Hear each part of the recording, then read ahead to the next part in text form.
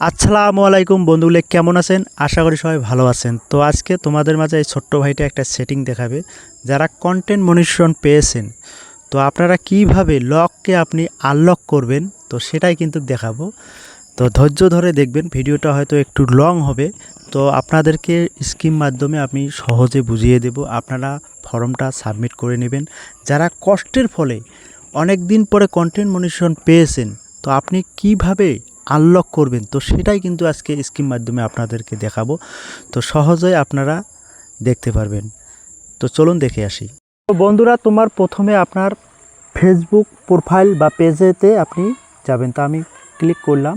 তো করার পরে আপনার প্রোফাইলেও যেতে পারেন। আপনার যেটা প্রফেশনাল ড্যাশবোর্ড রয়েছে, তো আমি এখান থেকে যাচ্ছি। তো আপনারা এইভাবে যাবেন। তো যাওয়ার পরে একটু নিচে আসবেন। নিচে আসার পরে দেখুন এখানে টুলস আছে। এটা টুলস নামে যেটা অপশন রয়েছে সেখানে ক্লিক করবেন। করার পরে আপনার দেখবেন কন্টেন্ট মনিটাইজেশন, তো এখানে ক্লিক দিবেন। দেওয়ার পরে একটু নিচে আসবেন। আসার পরে দেখুন কন্টেন্ট মনিটাইজেশন, তো এখানে ক্লিক করবেন। করার পরে একটু নিচে আসবেন। দেখুন এখানে আই অ্যাম ইন্টারেস্ট, এটাই কিন্তু একটা গুরুত্বপূর্ণ ভাই। এখানে কিন্তু একটা ফর্ম সাবমিট করতে হবে। তো এখানে আপনারা ক্লিক দিয়ে এখানে সাবমিট করে নেবেন। তো কিভাবে করবেন আমি কিন্তু স্ক্রিন মাধ্যমে আপনাদেরকে দেখিয়ে দিলাম। তো এটা কপি করে আপনারা এখানে বসিয়ে নেবেন। তো বন্ধুরা, সহজে বুঝতে পারছেন। তো আজকের ভিডিওটা এই পর্যন্ত। ভালো থাকবেন, সুস্থ থাকবেন।